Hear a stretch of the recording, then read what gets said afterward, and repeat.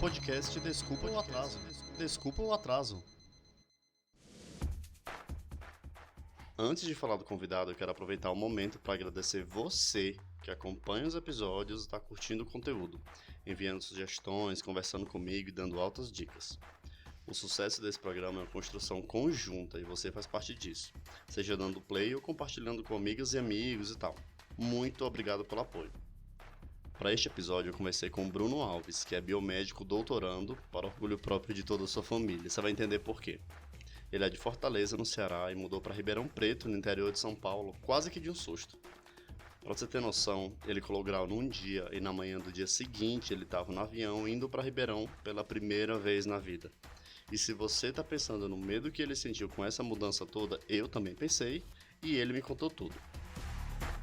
O Bruno é uma pessoa que acompanha o conteúdo do podcast nas mídias sociais e estava bem ansioso para gravar. Inclusive, se você ainda não segue, aproveita e vai abrindo os aplicativos, busca por @Desculpa Podcast tudo junto e já segue, beleza? Eu sou David Varelo, este é o Desculpa o Atraso e vou passar a bola para o David Varelo que está na sala ao lado com o Bruno. David, agora contigo. E aí, David, valeu. Eu tô aqui com o Bruno Alves. Bruno, fala um pouquinho sobre você, que acho que é muito mais relevante do que se eu for te apresentar, né? Já que você tá aqui na minha frente, entre aspas. Oi, David, tudo bem? Obrigado pela oportunidade, pelo convite. Eu sou o Bruno, como você já mencionou, sou biomédico de formação. Atualmente faço doutorado aqui na USP, tenho 24 anos.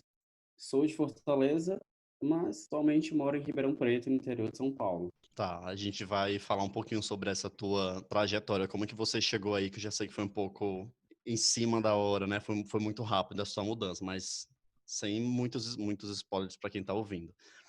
Me fala qual é a primeira lembrança de escola que tu tem, que vem assim atualmente. A primeira lembrança de escola que eu tenho é minha e de um grupinho de 4 amigos que eu e mais 3 amigos, nós formávamos um grupinho no ensino fundamental. E a primeira lembrança de escola era, na verdade, não é uma lembrança, é uma lembrança porque eu lembro deles, mas eu lembro de que da união que nós tínhamos, desses 4 amiguinhos. Essa é a lembrança que vem na Legal. cabeça. A amizade que nós tínhamos, eu e mais 3 amigos, porque éramos amigos desde o jardim de infância. Então, a primeira lembrança que me vem na cabeça é essa referência de amizade deles. Ah, que legal. Vocês estudaram juntos por quanto tempo? Olha, o tempo aproximadamente não sei te dizer, mas foi do jardim de infância, nós começamos juntos, assim, jardim de infância 1, nem lembro como era chamado, e estudamos juntos até o Fundamental 2, até a nona série. Nossa, Foi bastante tempo. nossa, e como que foi essa conexão que vocês tiveram? O que é que isso te ajudou na formação, na tua formação hoje? Então, a minha lembrança que eu tenho deles é que nós éramos um grupo muito unidos. Então, nós éramos muito unidos e uma coisa que fazia nós ficarmos mais unidos era a vontade, nós queríamos ser arqueólogos. Então, vinha muito daquela revista Recreio que era vendida semanalmente, que vinha Aham. com os brinquedinhos para as pessoas colecionarem. Então, esse foi um dos fatores, e a gente colecionava e gostávamos também do que vinha dentro da revista, havia sempre muita curiosidade, muitos Via artigos de material sobre história, filme, vinha vinha uns filme, joguinhos, né? ciência, vinha coisas de desenho animado, vinha tudo. É, E então, assim, toda semana era uma novidade, porque toda semana lançava uma edição, nós não comprávamos todas as semanas, é claro, mas era uma das coisas que unia a gente. Então, eu acho que uma das lembranças que eu tenho deles, assim, desse grupo, o sentimento mesmo de união, assim, a parceria e a amizade que nós tínhamos ali quando crianças. Principalmente por ser criança que brigava e uhum. criança briga muito, tem aquelas divergências para de se falar, e depois volta a se falar do nada. E nós não tínhamos isso. Nós éramos amigos e Ah, ficávamos juntos ali. Entendeu? Nós não legal. brigávamos. Vocês também tinham as mesmas afinidades com as matérias na escola? Ah, mais ou menos, porque eu sempre fui ruim de exatas. E os três, os três eram bons, né? Então, um hoje é engenheiro e o outro é economista. Então, eles realmente eram bons. Ah, com números. Eu não. Eu sempre fui o mediano com os números. Sempre atendia a média ali. Fazia o que estava dentro das expectativas. mas vocês ainda se falam hoje? Era um grupo de quatro, eu e mais três. Um eu não tenho mais contato, assim, não, ele não, acredito que ele não tenha rede social, porque não tenho a mínima ideia de como encontrar ele hoje. E os outros dois, eu ainda tenho um contato, assim, as redes sociais ainda aproximam a gente. Então, Uhum, mas não nos falamos mais, assim. Acho que a última vez que eu encontrei com algum deles, a última vez que eu encontrei um deles foi em 2014. uhum, Foi logo no primeiro ano de faculdade. Então faz bastante tempo. uhum. E como que foi a tua relação na escola com as coisas que você estudava? Com as coisas que eu Com as estudava na matérias que escola. você estudava na escola? Tipo assim, você falou que você era bom, não era bom nas exatas, mas que tipo de matéria chamava muito tua atenção já na escola? Olha, eu comecei a observar, a ter mais essa noção do que eu tenho mais afinidade no ensino médio, certo? No ensino médio, eu definitivamente não tinha afinidade por cálculo, assim. Gostava de umas disciplinas isoladas, de uns conteúdos isolados de cada disciplina, porque, enfim, era algo que me chamava a atenção, mas de cálculo mesmo eu nunca fui bom com números. Eu gostava bastante de biológicas, de biologia e de química, e de humanas. Gostava muito de geografia, gostava muito de filosofia, sociologia. Uhum, Então, eram dentro das áreas do conhecimento, humanas e biológicas eram as que eu tinha mais afinidade e que eu mais gostava. tá, entendi. E como que foi a tua vida no ensino médio? Já se preparando para pensar em vestibular? Então, a minha vida no ensino médio, ela foi definitiva, digamos assim. No ensino médio, eu mudei de escola. Eu estudei a vida toda só em dois colégios, duas escolas. Até o ensino fundamental 2, até a nona série, eu estudei em uma escola. E a partir do ensino médio, eu finalizei o ensino médio todo em uma outra escola. Então, eu costumo dizer que o meu ensino médio ele foi definitivo, porque a escola que eu estudava no ensino fundamental, ela era uma escola de bairro, assim, era muito boa era muito boa naquela região ali, mas é de referência ainda, assim, eu acho uma escola muito boa. Mas naquela época eu ainda não tinha muita noção de vestibular, sabe? Ainda não sabia como funcionava. Tinha uma professora que passava sempre para a gente fazer redação e eu lembro que ela falava que nós tínhamos que treinar a redação porque era importante. Naquela época ainda não tinha nem, não era implementado como vestibular oficial, né? Então, ainda tinha os vestibulares tradicionais, então eu lembro que ela falava, ai, você tem que treinar redação porque é o vestibular de tal faculdade, tal universidade, vocês têm que tentar. Então, mas eu não ligava muito, nem sabia o que ela estava falando, estava na nona série, só queria, só estudava, assim, não tinha noção a longo Uhum, prazo, assim, o que é que eu ia fazer depois. Então, quando eu passei para o quando eu troquei de escola e passei para o ensino médio, essa outra escola, ela já levava as coisas mais afim, que também vem com o processo de maturidade, né? Então, quando eu mudei, já estava entre 15 e 16 anos, já tinham as outras amizades, já mudei o meu estilo de vida totalmente, ali minha rotina mudou com essa mudança de escola.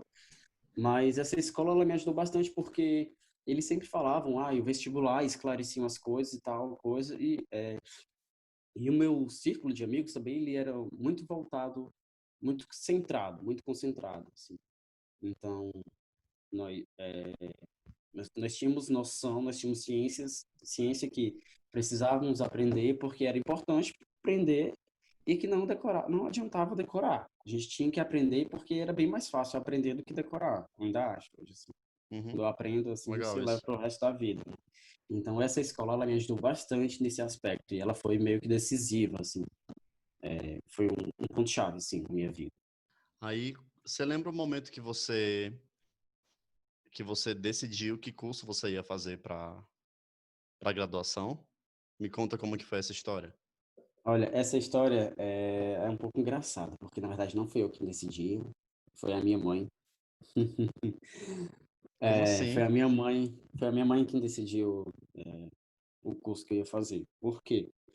Voltando a essa história do vestibular, eu não passei no vestibular, não tinha passado no Enem. Então, como tinha eu já tinha noção de que eu precisava estar na faculdade pública, que seria melhor e que tinha outras diversas oportunidades, as oportunidades eram diferentes. Então, eu já tinha essa noção. Então, quando eu não passei no Enem, eu quis fazer cursinho. Mas a minha mãe foi e falou: não, você não pode fazer cursinho porque você é muito novo. Você tem 18 anos, você tem que aproveitar e já entrar na faculdade, porque quando você tiver 22, 23, você já vai estar formado. Olha que Nossa. maravilha! Não, formado bem novinho. Mal sabia ela, né? Formado bem novinho, que as coisas não funcionam assim. Aí eu falei: ok, mas não tem nenhum curso que eu queira fazer na universidade privada. Ela falou: tem que ter, não é possível. Procura alguma coisa para você fazer e depois você transfere para a universidade pública. Porque eu tinha passado em Química na Estadual do Ceará, mas eu não queria fazer Química. Não era o meu foco. Eu queria fazer Biotecnologia, porque eu queria ser um engenheiro genético. Via aquelas coisas de ensino médio, eu achava o máximo. Naquela época, a informação era bem diferente. A internet ainda era muito diferente do que é hoje. Então, ainda tinha as pesquisas ainda eram um pouco mais, a informação não era tão acessível e tão clara. Jogar assim no YouTube o que é que faz fulano, vai ter um canal lá explicando de fulano o que é que ele faz. Naquela época ainda não tinha, as coisas ainda estavam engateando, ainda estava começando a entrar numa fase assim de crescimento exponencial. Então, eu queria fazer biotecnologia porque eu queria trabalhar com engenharia genética, eu queria trabalhar com essas coisas porque eu achava muito legal. Ela falou, não, minha mãe falou, procura alguma coisa em outra universidade que deve ter e depois você só transfere. Aí eu, tá bom, ok, vamos lá. Aí eu fui procurar, eu falei, ó, tem esse curso aqui que ele parece muito legal e as disciplinas, a grade curricular, ela me atrai, parece legal. A gente chama biomedicina. Mas eu não só tinha ouvido falar em biomedicina, olha como as coisas são. Só tinha ouvido falar em biomedicina uma vez, no guia de carreiras, assim, aqueles sites de Guia do carreira. estudante. Guia do estudante, exatamente. Só tinha ouvido falar em biomedicina uma vez no guia do estudante, porque uma vez o guia do estudante tinha me dito que seria muito legal para mim se eu fizesse engenharia biomédica. Eu Nossa. falei, mas engenharia biomédica, eu nem gosto de cálculos. Deixa eu ver se não tem uma coisa menos de exatas, né? Eu fui procurar biomedicina. Mas como Ah, biomedicina ainda não tinha no Ceará, só tinha no Piauí e no Rio Grande do Norte, eu descartei, nem dei muito nem ibope deu para bola isso, pra não. isso, né? Nem dei bola para isso, não. Aí prossegui. Aí, voltando a essa pesquisa das universidades particulares, eu encontrei essa e falei, tem essa aqui. Ela falou, tá bom, pois faz. E no final, era em janeiro, né? Dezembro, janeiro, primeiro vestibular. Você faz, procura, faz presta vestibular e no final do ano você transfere. Você transfere para a pública e tal. Aí eu falei, tá bom, vou fazer isso. Aí lá vai eu, fiz vestibular e tal, passei. Aí quem decidiu foi isso, foi minha mãe, biomedicina, que eu ia ser biomédico. E acabei entrando no curso e gostei, achei as coisas muito legais, muito mais legais. Hoje eu falo com certa convicção, a gente não, que foi muito melhor eu ter entrado na biomedicina do que na biotecnologia, porque a biotecnologia na Federal do Ceará, ela não era voltada para o que eu queria, ainda era uma biotecnologia muito voltada para a parte alimentícia, então, parte de agronomia, para aprimoramento de transgênico, essas coisas. Então, não era pesquisa humana, como eu gostaria que fosse, sabe? Estudar doenças, estudar câncer, diabetes, essas coisas que eu gostava. Então, a biotecnologia de lá não era voltada para isso. Então, embora eu tivesse entrado na biotecnologia, provavelmente eu teria trancado o curso, eu teria transferido. Uhum. Então, acabou que ela me direcionou, assim, minha mãe me direcionou, assim, para biomedicina, e foi o melhor lugar que eu poderia ter estado, porque Uhum. eu realmente estava estudando aquilo que eu queria estudar sem saber. Uhum. Então, assim, no final do primeiro ano, eu me toquei, nossa, estou estudando coisa que eu realmente queria estudar, e estou aqui sem querer. Aí E foi assim, assim. um pouco antes você falou que você nem sabia o que era faculdade, universidade. Eu lembro que eu também tinha muito isso, que eu ouvia falar, mas eu não sabia a diferença entre faculdade, universidade, graduação, pós-graduação. Não tinha a mínima noção mesmo. E eu lembro claramente como que foi quando eu fui para a faculdade no primeiro dia, né? Você tem alguma lembrança disso? A primeira, eu acho que todo mundo lembra do primeiro dia de faculdade, né? Eu lembro sim. Primeiro dia de faculdade, como eu prestei vestibular muito tarde, porque eu fiz na terceira remessa de vestibular, assim. Fiz em janeiro e logo as aulas começavam em janeiro também.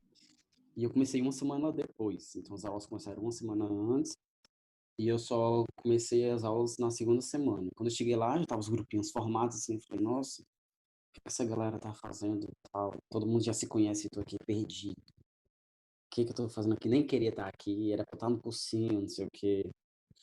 Mas essa é a primeira lembrança que eu tenho e todo mundo ali, coisa nova, faculdade, universidade, vida nova, todo mundo muito jovem. Eu falei, nossa, todo mundo se formando cedo, todo mundo, né? Aí essa é a primeira lembrança a primeira impressão que eu tenho da universidade, assim, da faculdade mesmo, nesse ponto-chave, assim, de virada, essa saída do ensino médio, da adolescência, para começar a engajar um pouco mais na vida adulta, a Uhum, expandir, começar a ter um planejamento mais do que é que umas coisas vão acontecer 4 anos após aquele momento, né? Então entendi. essa é a primeira lembrança que eu tenho. E como que foi para você a tua caminhada na faculdade? A minha caminhada na faculdade foi relativamente tranquila, sabe? Você era um exemplar? Ai, depende do que você chama de exemplar. Só tem uma definição. A 9 tirava só 9,5, 10, 9,5, 10, 9,5, Não. 10. Então, não tirava só 9,5 e 10, não. Eu era um pouco rebelde na universidade, sabe? Porque eu falava, nossa, mas eu vou estudar isso aqui, pra que que eu vou estudar isso aqui? Tinha acabado de entrar, né? Pra que que eu vou... Parece aquelas coisas de ensino médio, nunca mais vou querer fórmula de Bhaskara na vida, nunca mais, movimento uniforme variado, nunca mais vou querer saber daquilo.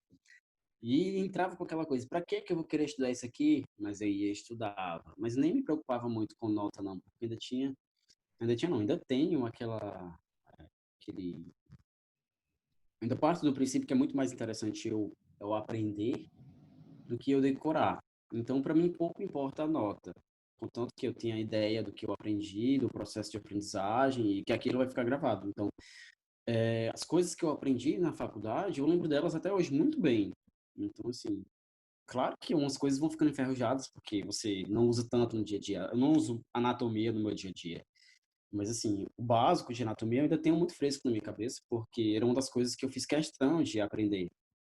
De lembrar que vai ser importante eu lembrar anatomia, porque independente da área que eu for atuar, eu vou ter que saber anatomia. Então, assim, eu me preocupava muito mais com o processo de aprendizagem do que com a nota em si. Até porque, infelizmente, a Uhum. gente a gente ainda utiliza prova, né, como método de avaliação. Então, não encontramos ali uma maneira mais precisa, mais exata para avaliar o desempenho do aluno. Mas eu não me preocupava muito, não. Mas a minha trajetória na universidade ela foi relativamente tranquila. Virei algumas noites estudando, mas não me arrependo porque é o que eu falei. Lembro até hoje do que eu virei estudando, a noite Uhum. estudando. Vale a Então, pena. vale a pena. Valeu muito a pena. Tá. E por falar em vale a pena, como que foi a tua colação de grau? Porque eu sei que as tuas 24 horas entre a colação de grau e o dia seguinte Foi. né? Eu sei que esse tempo entre a tua colação de grau e o dia seguinte foi uma coisa assim muito, muito doida, né? Então me conta o que foi que Foi. aconteceu. Foi muito louco. Eu colei grau no dia 28 de janeiro de 2018. Mais ou menos 7 horas da noite. Tava começando a cerimônia ali, tá todo mundo. Terminando umas 10h, 9h30, mais ou menos 10 horas. 10 da manhã já estava embarcando para Ribeirão Preto. Como Então, assim, assim? a minha colação de grau foi o espaço entre colando grau e dando o próximo passo, assim, o tempo ele foi muito curto. Porque eu colei grau dia 28, então no dia 29 eu já estava aqui em Ribeirão para começar a dar início ao processo do mestrado, começar a conversar com o chefe, com o orientador, escrever projeto, fazer tudo aquilo, transitar, mudar de cidade. Então, assim, foi um processo muito rápido. Em 6 meses eu tinha colado o grau, tinha mudado, tinha vindo para uma cidade que eu nunca vi na vida, só tinha ouvido falar, nunca nem tinha pisado aqui. Então, esses 6 meses, o primeiro ano ele foi bem apertado. Então, colei grau, mudei de cidade, montei uma casa, montei apartamento, tinha que fazer amizade, tinha que escrever projeto de mestrado, tinha que passar em processo seletivo de mestrado e tinha que sentir saudade de casa. Ainda tinha esse agravante, não podia sentir saudade de casa, porque se sentisse saudade de casa, o negócio ia ficar mais difícil. Então, o primeiro ano, especialmente os primeiros 6 meses, eles foram bem corridos. Minha colação de grau foi bem apertada. Como que você conseguiu fazer essa, essa superação de perceber que você que tinha muita coisa acontecendo, né? Como você falou, tinha saudade de casa, tinha um lance que você tinha acabado de colar grau, depois você tinha que focar no mestrado, que é um lance que você tem que estudar para receber uma bolsa, não sei o quê. O que que você conseguiu fazer nesses 6 meses? Nesses 6 meses, eu decidi focar em uma coisa e ir a fundo com ela até onde eu achava que tinha que ir. Então, na minha colação de grau, assim, antes de virar o ano, né, de 2017 para 2018, eu já estava me organizando para falar, ó, vou ter que mudar de cidade, então já vai se preparando psicologicamente aí para mudar de cidade e ter uma vida totalmente diferente da que você tem aqui. Então, esse foi foi a isso que eu me apeguei, a esse objetivo. Então, meu objetivo era passar no mestrado numa ótima universidade pública, que é a USP, né? A melhor universidade pública do país. Então, esse era o meu objetivo. Então, eu me apeguei a Uhum. esse objetivo. Então, o meu foco era alcançar esse objetivo. Então, durante esses 6 meses, esse foi o meu foco. Então, eu pensava, eu quero ir para casa e tal, mas eu tenho um. E eu fui para Fortaleza algumas vezes para visitar minha família. No início, a frequência que eu ia a Fortaleza era bem maior. Então, assim, nos primeiros 6 meses, eu fui a Fortaleza 2, 3 vezes, eu acho. 3 vezes, fui a Fortaleza 3 vezes. Então, estava aqui, passava 2 meses aqui, 2 meses e meio, a cidade apertava, ia para Fortaleza. Sempre não era algo planejado, mas é porque a mudança, ela ocorreu, ela foi muito brusca. Então, estava aqui em Ribeirão, mas ainda tinha pendências em Fortaleza. Então, por exemplo, eu mudei dia 29 de janeiro de 2018. Eu estava aqui em Ribeirão, mas eu tinha que voltar para Fortaleza em março, porque era a minha festa de formatura. Então, eu já tinha um compromisso para voltar para Fortaleza em março. Aí, final de março para o começo de abril, eu voltei para Ribeirão, porque tinha que estar aqui para prestar o processo seletivo para entregar o projeto de mestrado. Então, eu voltei para cá de novo, para Ribeirão, em abril. Em julho, eu voltei para Fortaleza, porque eram as férias e eu não precisava atropelar tanto as coisas e estava com saudade de casa, saudade dos meus irmãos, né? Então, da minha família, dos meus primos. Então, precisava ir para casa. Então, o primeiro ano, ele foi mais ou menos nessa dinâmica. Só o segundo semestre que eu passei realmente de julho a dezembro sem ir para Fortaleza. A gente tem a impressão de que é um tempo enorme, né? O segundo semestre, mas É, só passa muito foram rápido quatro, tudo. 4 meses só, né? É, Mas parece uma eternidade, assim, contar com saudade. Mas, mas foi basicamente isso, assim, focar em um objetivo e firmar a ida para poder superar as dificuldades que eu encontrei. tá. E agora você sabendo domar a saudade, eu não vou nem falar diminuir, porque eu também passo pela mesma coisa, eu sei que a saudade nunca diminui, ela só aumenta, né? Só aumenta. O que que você fez para você domar essa saudade e como que você tá aí hoje? Olha, eu digo que a saudade ela nunca passa. Você se acostuma com ela, mas É, dificilmente ela diminui. Você acaba se acostumando a lidar com o sentimento, mas dificilmente a saudade diminui. eu digo que hoje ela Ela, é um mal necessário. ela tende exatamente, ela acaba, não é nem mal, né? É uma motivação a mais, assim, você fala, eu tô com Escolhas, né? saudade, mas é isso, exatamente, são Uma coisa escolhas, que né? a minha bisavó falava, ninguém pode ter tudo, né?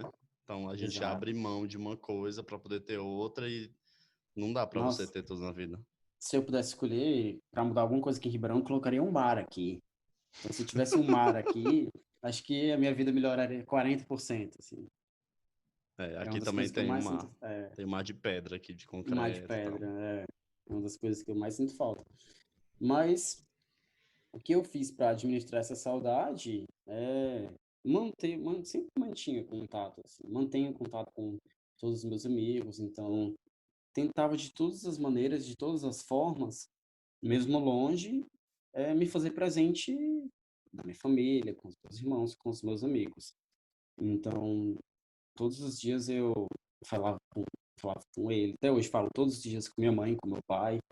Todo dia, 7 horas, 6 horas da manhã, meu pai tá lá mandando mensagem. Se ele não manda, eu mando mensagem para ele perguntando se ele tá dormindo. Quando dá assim 8 horas, ele não manda, eu falei, tá dormindo? Esqueceu de colocar o alarme? Aí eu mando mensagem para ele. Aí a minha mãe, todo dia. Aí é o inverso, né? Meu pai fala comigo muito, muito cedo e com minha mãe eu já falo com ela muito tarde. Então, todo dia, mais ou menos 11 horas, meia-noite, estou ali na chamada com a minha mãe. Então, essa é a maneira que que eu desenvolvi de estar mais presente e de matar mais essa saudade. Uhum, legal. E então quer dizer que isso te ajudou com o trabalho, né? Não, me Pra... ajudou bastante. E o que que você faz hoje? Não, peraí, deixa eu tirar uma dúvida minha. O que que faz um biomédico? É uma boa pergunta.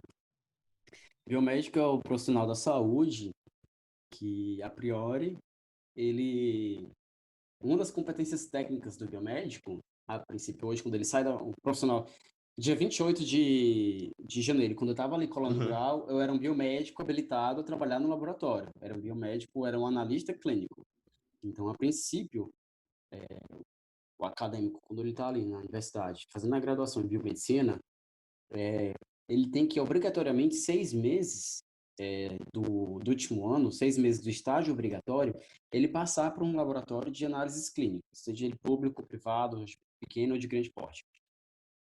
O biomédico é o profissional que realiza os exames, todos aqueles exames que passam por um laboratório que você pede, desde o exame de sangue lá, com um hemograma, até o teste de paternidade, o biomédico faz, pode fazer. Então, a princípio, o hum, médico é o profissional que realiza os exames de laboratório. Porém, ele não se limita só a isso.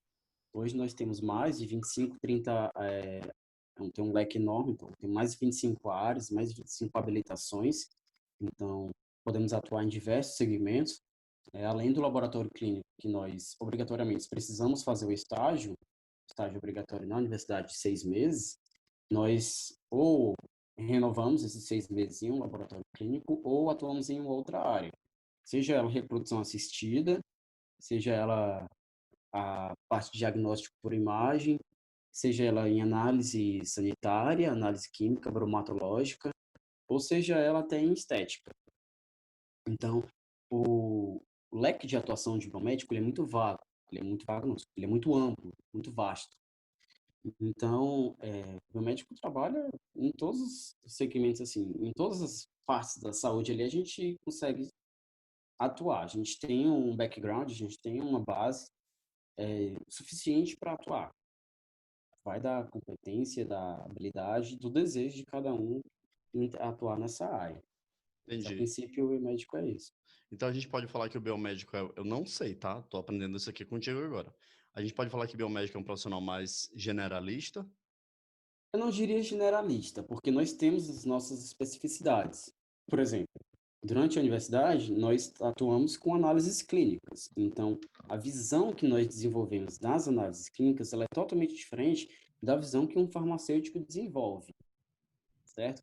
Porque nós temos uma formação, além de uma formação normal, digamos assim, que a academia propõe, nós temos fortemente um desenvolvimento científico. Então, a gente Uhum, estuda, o nosso processo de aprendizagem, ele é essencialmente científico. uhum, Então, hoje, a gente trabalha com dados científicos. O biomédico ele é um profissional diferenciado porque ele trabalha com dados científicos. Então, se você disser para qualquer biomédico hoje que 1 mais 1 é 2, você vai ter que provar para ele que 1 mais 1 é 2, entendeu? Porque, a priori, ele não é formado para simplesmente você chegar e falar para ele que 1 mais 1 é 2 e ele aceitar. Você tem que dar respaldo para ele, você tem que dar uma referência, você vai ter que provar para ele que 1 mais 1 é 2. uhum. Então, não é um profissional que simplesmente vai aceitar tudo que você fala. Então, ele não é um profissional generalista exatamente por isso. Nós temos Entendi, nosso foco, nós temos formação científica, nós temos formação acadêmica o suficiente para atuar em todas as áreas e temos respaldo para atuar nessas áreas, né? Então, a visão que nós desenvolvemos, ela nunca vai ser muito simplista, assim, digamos. entendi. Então, um biomédico consegue ler um exame do coração, um exame. O que que biomédico consegue ler de exame e o que que não consegue? Porque eu tenho certeza Então, que você já deve ter recebido algum. Eu quebrei meu braço. Dá uma olhada aqui na minha chapa, me fala onde foi que eu quebrei, o que que eu tomo para melhorar. Já falaram essas coisas assim bizarras para você? uma vez meu tio uma vez mandou um eletrocardiograma para mim, para eu falei, ele só mandou assim, ó, me diz aí o que é que eu tenho. Aí eu falei, como assim me dizer o que é que eu tenho? Isso é um eletrocardiograma, não tenho a menor Eu noção do tenho um que é exame isso. nas mãos, você falou para É, eu ele, tenho né? um exame, é porque a gente fala, faz os exames, as pessoas entendem todos os exames, mas são os exames laboratoriais. Então, assim, a depender do que você tiver tido na universidade, você consegue até arriscar, mas jamais você vai falar com certeza o que que é esse caso específico do eletrocardiograma, né? Eu tinha uma vaga noção porque devido à formação científica que nós temos, a gente consegue identificar algumas coisinhas, né? Mas eu não conseguia dizer para ele o que ele tinha a partir do eletrocardiograma, não. Sabia, eu entendia pouquíssimo. Sabia o que é que podia significar cada coisinha, mas não era certeza. As ondinhas lá das frequências. Mas se você chegar para mim hoje com um hemograma, se você chegar hoje com um teste de paternidade bruto, assim, não aquele só que você recebe um exame, se você chegar e falar para mim, faz um exame de Covid, como é que a gente faz um exame de Covid? O que é que um exame de Covid vai ver? A gente vai saber te falar, a gente vai saber te explicar e a gente vai saber dizer o que é que está certo, o que é que está errado, se aquilo funciona ou se aquilo não funciona. Então, os exames laboratoriais, nós conseguimos interpretar, nós conseguimos ler e conseguimos laudar, certo? Os exames de Uhum. imagem também, porque também só que os exames de imagem você precisa de uma habilitação para você poder Ah, ok. atuar. Então, nós temos disciplinas de imagem. Então, se ele chegasse com um raio-x, provavelmente, se fosse na época da faculdade, eu saberia, porque foi uma das últimas disciplinas que eu fiz. Foi uma das mais difíceis, mas foi uma das que eu mais aprendi também, devido à dificuldade, óbvio. Mas exames laboratoriais, essencialmente, são os que nós dominamos, né? São os que nós sabemos que podemos atuar. Entendi. Um biomédico ele trabalha mais tempo em pé, mexendo naqueles elementos que a gente vê em filme e tal, aquelas coisinhas de vidro com os formatos estranhos. Aquilo que a Eliana enchia de água no programa dela no passado. Ou trabalha mais tempo no computador, fazendo relatório, fazendo pesquisa, lendo artigo? Como que é a tua rotina? Depende de onde o biomédico vai estar trabalhando. Por exemplo, hoje eu não trabalho na rotina de um laboratório de exames, trabalho num laboratório de pesquisa. Os Uhum, meus amigos que trabalham no rotina de um laboratório clínico é totalmente diferente da minha rotina. Eu tá. trabalho, eu trabalho em pé, que eu faço tudo aquilo que a Eliana estava lá mostrando e muito mais. Então, misturar Ah, os negocinhos, ver o negocinho transformar, imaginar que as coisas estão acontecendo, esperar que elas realmente estejam acontecendo, é essencialmente o que eu faço. então você realizou o seu sonho de fazer o que a revista Recreio te mostrava lá no passado. Então, sim, acabei sendo cientista sem querer. Aham. Acabei conduzindo a isso, mas a minha rotina é essa. Hoje eu tenho uma rotina de experimento, então todo trabalho essencialmente em pé, manejando aquelas coisas, os reagentes, as vidrarias, tudo aquilo sim. É a rotina bem diferente do que faz um biomédico clínico, que ele está ali, se precisar ele vai lá, ele tem uma rotina diferente do que trabalha num laboratório clínico. Ele precisa ter um controle de qualidade, ele precisa certificar que os equipamentos estão calibrados, ele precisa se certificar que o exame que está saindo ali, o resultado realmente é aquele. Então, a gente tem algo que é uma sensibilidade, especificidade. Ele precisa garantir que o exame está sensível, está específico. Então, a rotina, a visão que um biomédico que trabalha num laboratório clínico, ela é bem diferente da minha visão hoje. Minha visão hoje é de pesquisa, é de questionar e de tentar demonstrar as coisas, provar as coisas, entender um pouco melhor. Uhum. E por que que a vacina contra a Covid é tão difícil de... Vai demorar tanto tempo para ela ficar pronta? A vacina da Covid, é porque assim, o processo de produção de vacina ele não é simples, né? Como assim, nessa altura do campeonato todo mundo já sabe. Uhum. A gente precisa passar pelos ensaios clínicos, a gente precisa passar pelas fases 1, 2, 3, 4, garantir a segurança, garantir que aquela... Porque uma vacina, ela simplesmente ela não pode só A vacina é diferente do soro, certo? O que é o soro? Soro, você vai dar os anticorpos para a pessoa, pronto. Então, a pessoa não vai gerar os próprios anticorpos. Vai ser Uhum. um anticorpo de um terceiro ali, seja de animal ou de uma outra pessoa. Você vai estar injetando nela e aqueles anticorpos, eles vão combater o patógeno. A vacina, não. A vacina, a depender do grau de desenvolvimento da vacina, do grau tecnológico que ela é desenvolvida, nós temos três tipos de vacina. Ou a vacina, ela tem um organismo completo, mas sem as partes dele que causam doença, então, meio que, digamos, um organismo incompleto ali. Temos apenas fragmentos daquele organismo, ou temos fragmentos de DNA ou de RNA daquele organismo. Então, a depender do organismo, nós desenvolvemos a vacina, certo? A depender do grau de complexidade e do quanto nós sabemos desse organismo.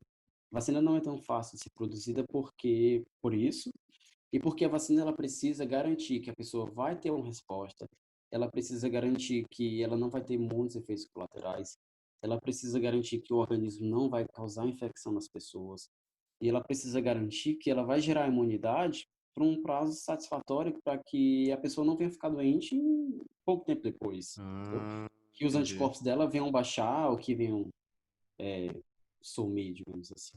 Entendeu? Entendi. Então, a vacina precisa atender alguns critérios de segurança e de resposta mesmo, critérios científicos, que dificultam que realmente dificultam essa entrega para a população, esse retorno. Então, Entendi. é uma das principais dificuldades que nós temos hoje para essa vacina da Covid, é a segurança e a garantia de que ela vai realmente gerar resposta. Entendi. Legal. Mas tomara que venha rápido, né?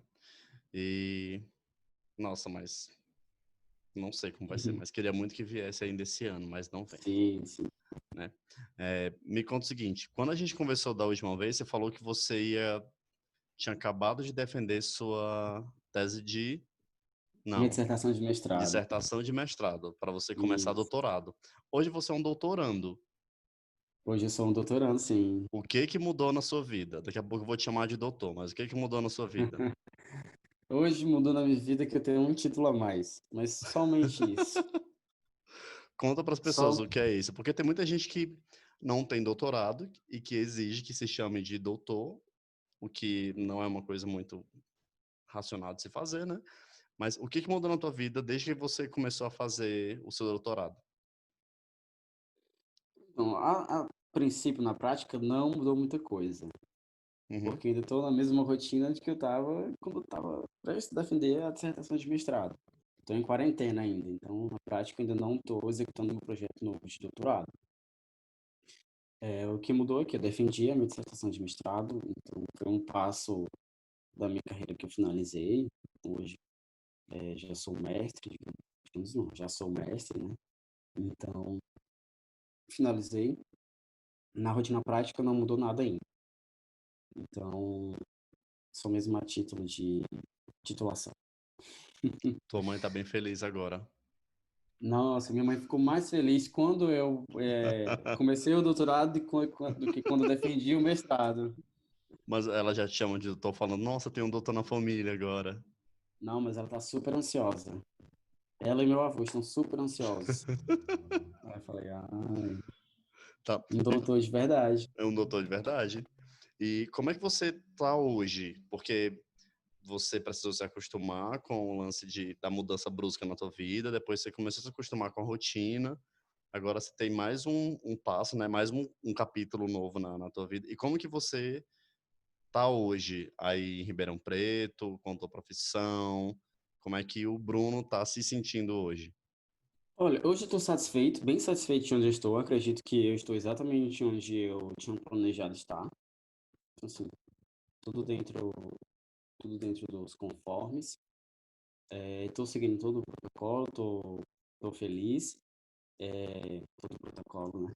Ali, Ah, doutor, protocolo, tá ficando em casa, tá é, saindo usando máscara, usando álcool gel. exatamente, exatamente.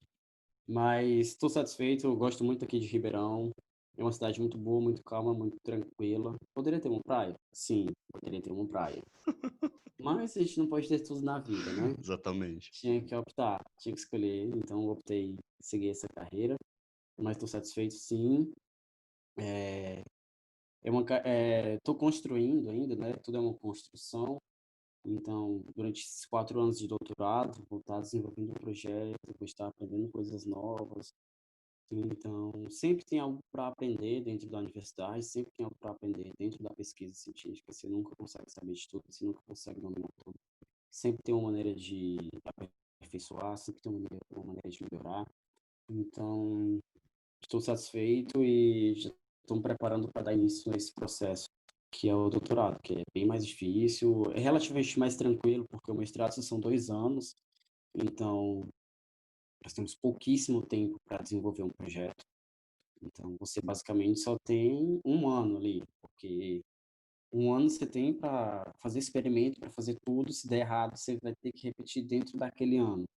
Porque o segundo ano você tem que organizar todos os dados, fazer todas as análises, escrever dissertação, escrever artigo científico e defender. Então, o segundo ano ele é bem apertado mesmo. O doutorado não, o doutorado já são 3 anos e meio, 4 anos, então se eu errar, eu consigo repetir. Se eu tiver dúvidas, eu consigo fazer testes além do que eu já fiz.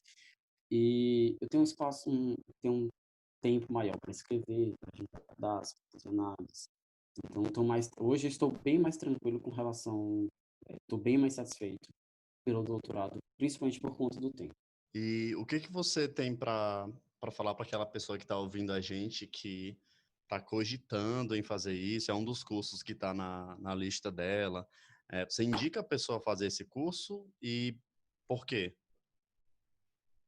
Olha, se você for uma pessoa curiosa, uma pessoa que duvida de tudo e uma pessoa que gosta de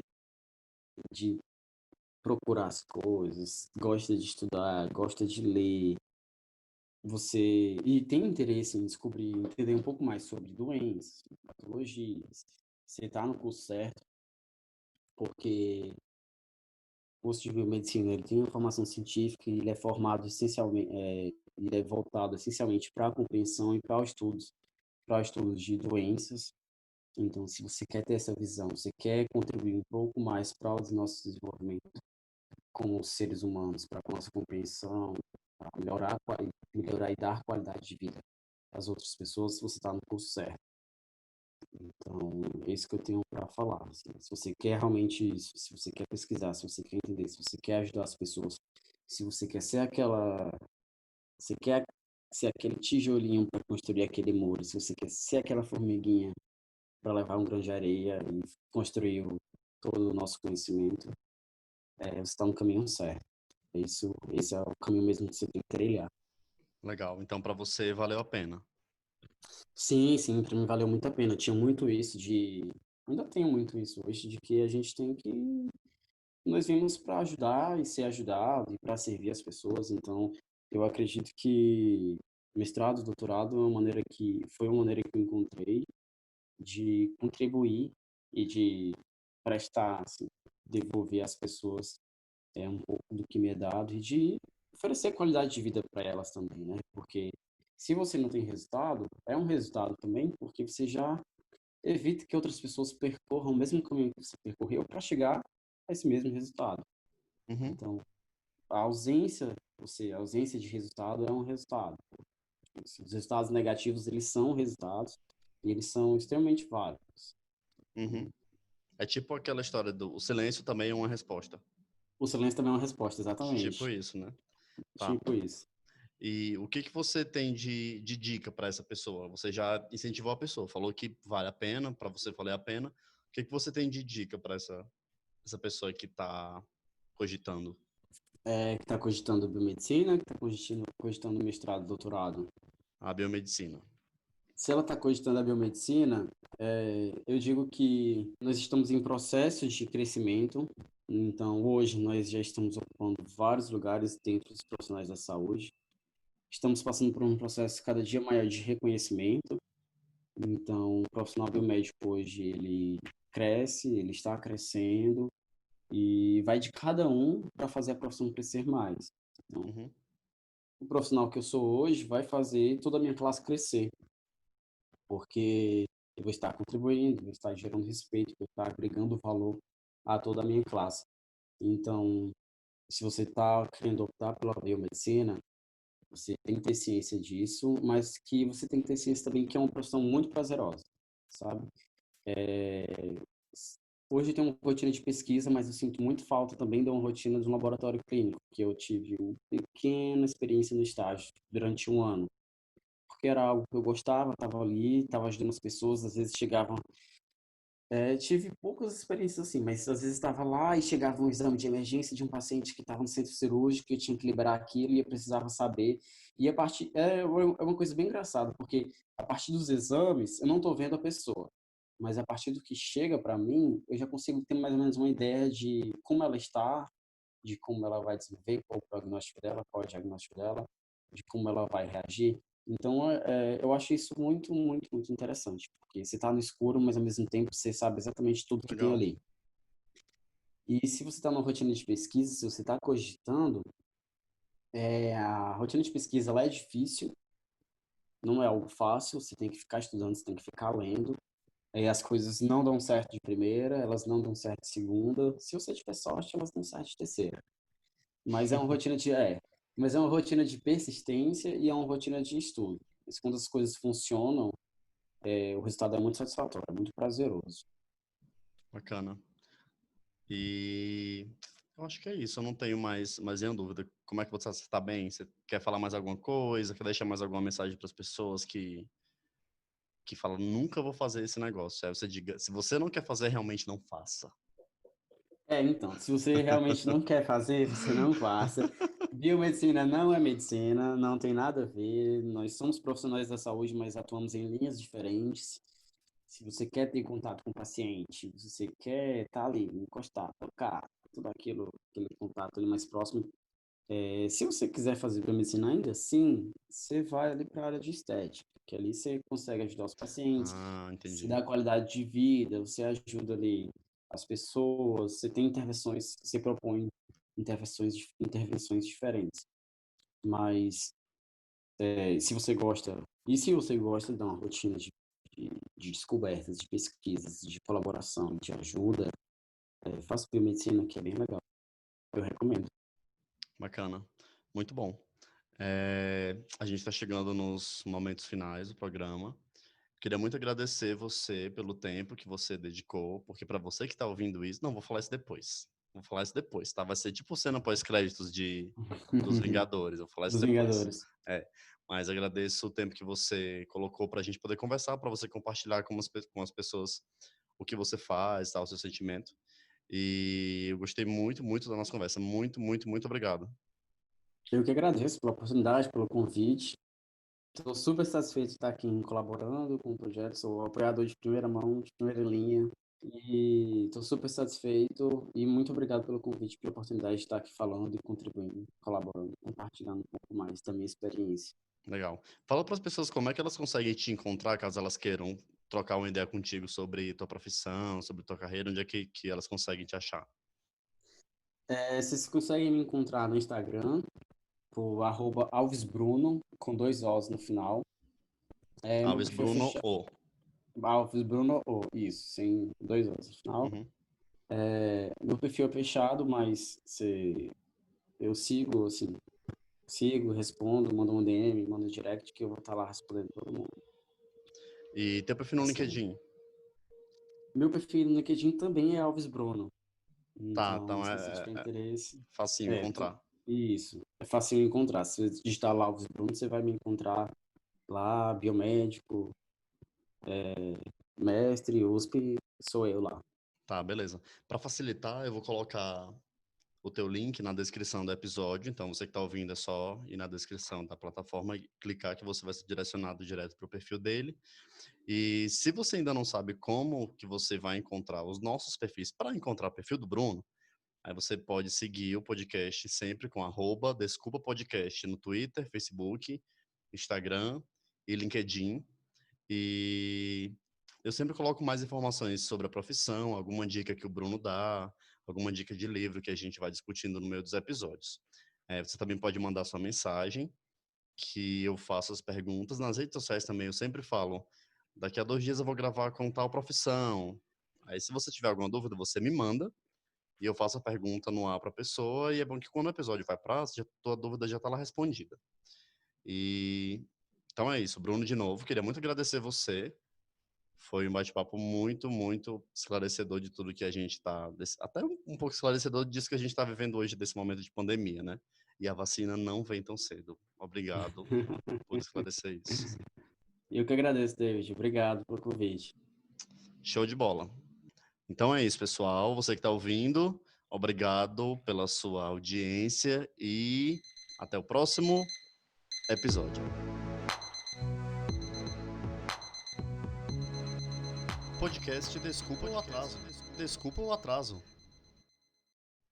Ei, deixa eu te contar um segredo, você que ficou aqui até o final. Essa é a segunda vez que eu tô gravando com o Bruno, porque o Bruno foi a primeira pessoa que topou gravar o podcast comigo e deu um pau no botão de gravar. Não sei o que aconteceu, que eu não consegui gravar, eu fiquei desesperado depois.